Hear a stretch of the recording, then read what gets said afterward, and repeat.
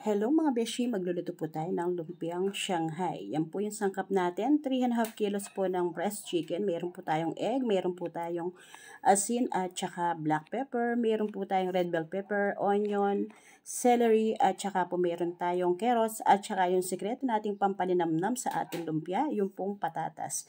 Pinagsama-sama na po natin yung ating sangkap mga beshi, linagay na po natin itlog, black pepper, asin at saka po yung ating patatas. Nilagay na rin natin mga beshi. Ayan, imemekos-mekos lang po natin siya ng bahagya. And then ready na rin po lalagay yung ating carrots. Ayan mga beshi. Tapos po linagay na po natin yung ating white onion, celery at saka red bell pepper. Ayan. Pag-join together lang po natin yan at saka po natin yung mekos-mekos mga beshi.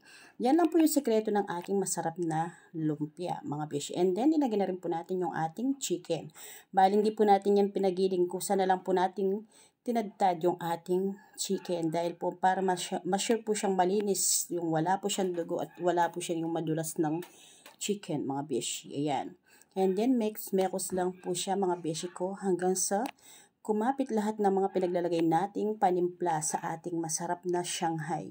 Yan lang po yung sekreto ng aking masarap na Shanghai. Mga beshi, naglalagay lang po tayo ng patatas para lalong malinamnam at masarap. At huwag kakalimutang maglagay po ng onion. White onion po yung ginagamit ko mga beshi. And then, ayan na po mga beshi, mag-start na po tayo ng paggawa. Ayan po, pinapakita natin yung ating kamay na malinis siya. Ayan po mga beshi. Bago po tayo nagbalot.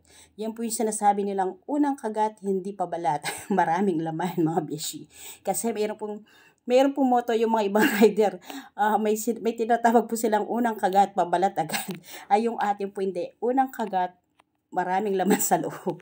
Ayan po mga beshi. Ayan, naka-ready na po siya. And then, nag-ready na rin po tayo ng ating mantika. Pinakulo na po natin para po malagay na yung ating mga Shanghai mga beshi. Ayan.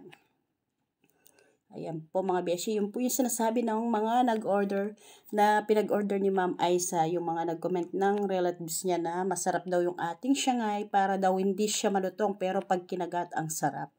Ayan na po mga beshi ko yung ating masarap na Shanghai. Sariling version ko lang po yan mga beshi. Naglalagay po ako ng patatas. Yun lang po yung sekreto ng aking masarap at malinamnam na Shanghai. At isa pa po, yung pagkamahal mo yung niluluto mo, siguradong masarap. Pagka nakamod ka nagluluto, siguradong sasarap yung luto mo mga beshi.